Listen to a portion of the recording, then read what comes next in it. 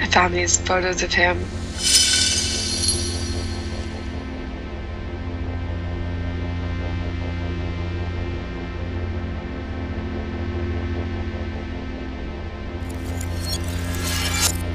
A lot of it just feels really empty without Eric, you know?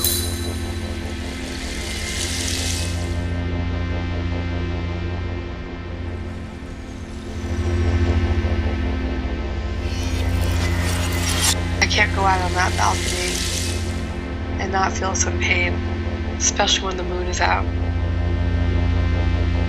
We used to watch the moon together, and he would hold me from behind, or I'd sit on his lap and hug him and kiss him.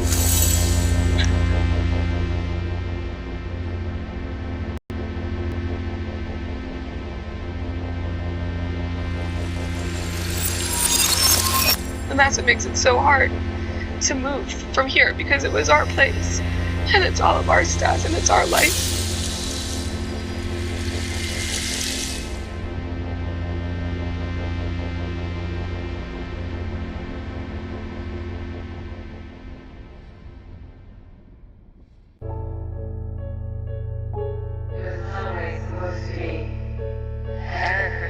Sending someone truly curious to maybe help lead me back to some memories, because I feel I'm losing it.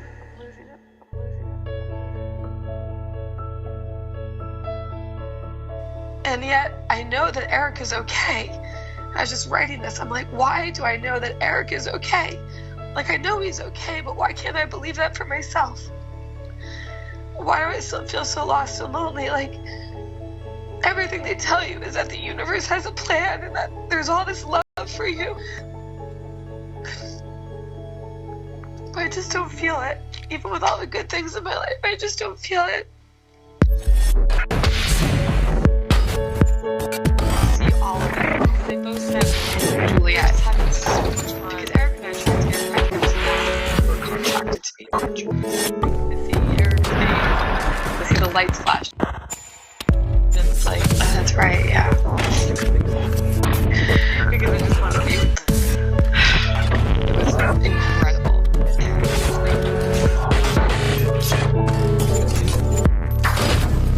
That's why I want to kill myself. I mean, I see us all these places. I just worry about Eric. We did so much. How we supported a lot of the play. We ended up going working. I worried about something happening to him. But that didn't. We're just best friends.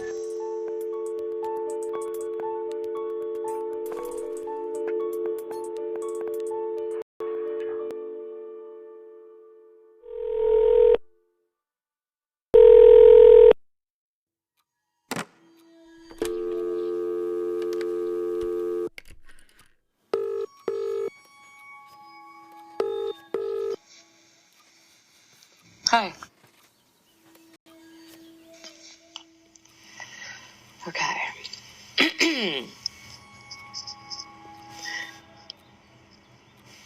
Eric was a pro skier, lived all over the world, daredevil, bad boy, but a beautiful bad boy. You know what I mean? I mean, like, beautiful inside, abundant, spiritual. Like, Eric was a better person than me. Do you know what I mean? Like, he was naughty, but he was a better person than me. The memories are beautiful. Yes, I've got bad memories, you know, and I mean, of course I've got bad memories. Every relationship does. But most of the memories are fucking beautiful.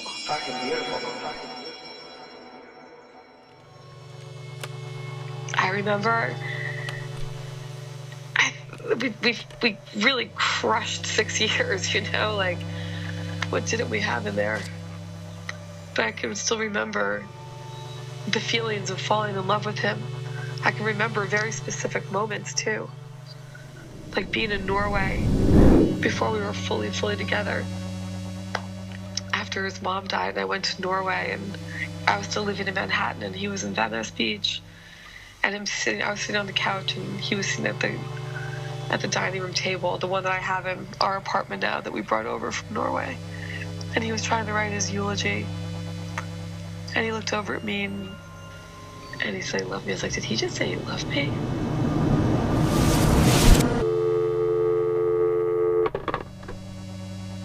We used to like to sit out on the balcony at night during the summer in our gravity chairs and think Pink Floyd, How I Wish You Were Here. On the patio, and there you can see the out patio, a couple of chairs, and we used to take a little speaker out there, drink a little wine or beer, and I smoke a little weed, and we'd sit there holding hands. Eric liked to do this lazy costume where he'd put earbuds in, and he had a very realistic dildo. And he would hang that out of his pants, and people would say, what are you? He's like, I'm just rocking out with, my cock out. I was like, oh my God.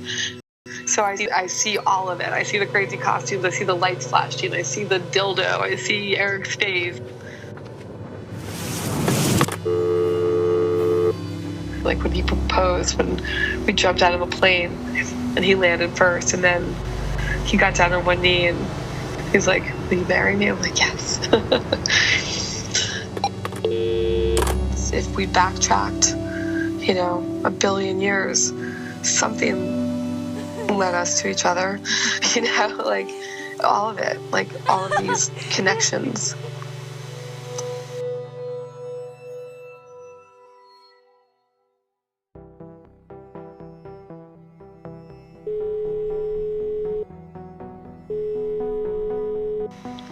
And Lane, it's like a hot summer day, and we lived on the boardwalk in Venice, and it was this shit show. In Harlem, I had a washer and dryer. Nobody has that in Manhattan. And then I moved to Venice. I was like, no washer and dryer. It's kind of like this shithole on the beach, but I didn't care. And I remember the sun filtering in through those broken blinds and my head on his chest. And that was one of the happiest I've ever been. Ever. Feeling completely content. And I always said that about Eric, it's like I wanted to die in his arms. And he got to die in mine.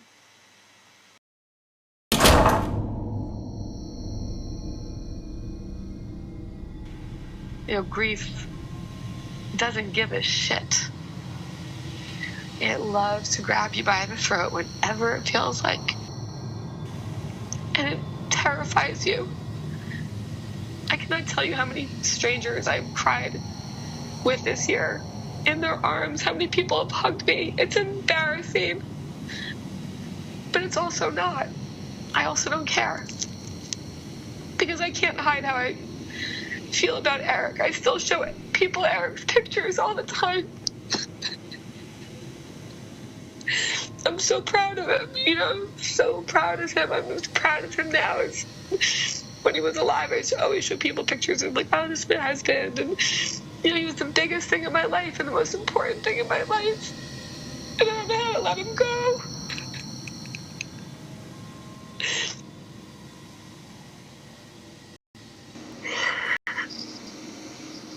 so many memories. Our anniversary, all those things I told you the first time we made love, Christmas, his birthday, when we got engaged, jumping out of a plane.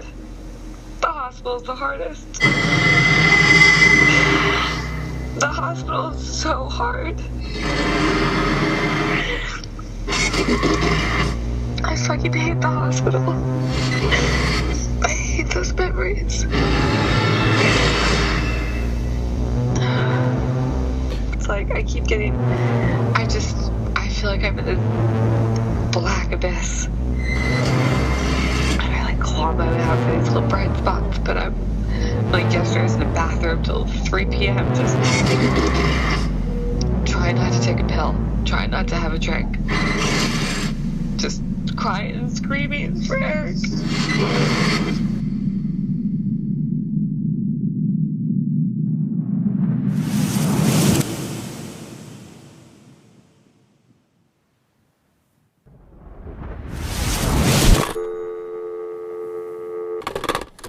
Driving to the mountains in Utah, we always held hands in the car. So, like, what reminds me of Eric, I mean, where I feel him the most,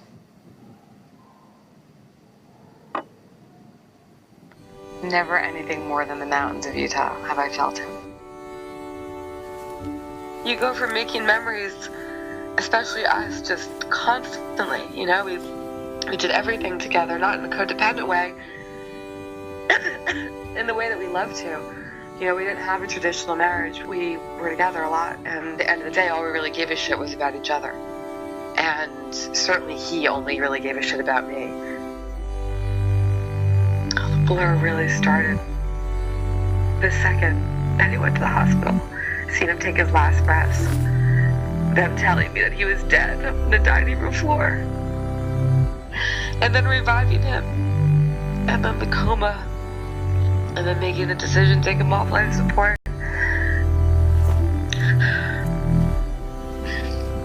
I sent him off to wherever he went, you know, with an Emperor King send-off. I hope I get to go that way with so much love and people. And, you know, he got lifted up to wherever he went with a lot. I remember Jen sent me that picture. It's just the one that breaks my heart the most, but it's the one that says everything. They used to say that the only time his heart would like beat like crazy is when I walked into the room and he heard my voice. I had snuck our cat into the ICU a couple of days, and she sat with him for hours. I shook him. I said, "You don't leave me. You don't get to leave me." I could have kept him alive. He wasn't gonna die.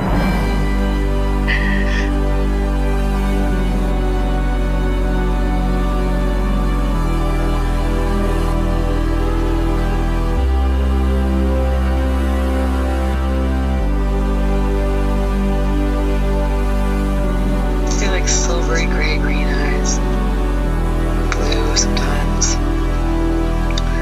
Today was beautiful. Going to the animal hospital with Cha-Cha. Hungover, driving to Camp Maria to jump out, playing teenage bills at the strip club. The way those meals were all out and so popular, and him patiently driving me around for hours trying to find cookie perfumery and biodegrade. I would have killed him. Hugging me, his baby chasing me down like Cha-Cha's. The rescue monkey Raquel that tried to steal him from you. The way he'd hold me from behind while we gazed at the full moon from our balcony. 1 second, your entire world is shattered. Shattered. Everything that you knew 2 seconds ago is gone. I ask, you know, what is grieving? Grieving is fear. You know, it's the unknown. It's the time period between your weakest, most suicidal self and your strongest, most enlightened self. And it's cracking wide open and transforming. now I can see the process of grieving and what it gives you. It's grief is your teacher, and it's the agonizingly best teacher for what we hate talking about the most, death. I've become grateful for the grief because it helps me see beyond what I thought I knew.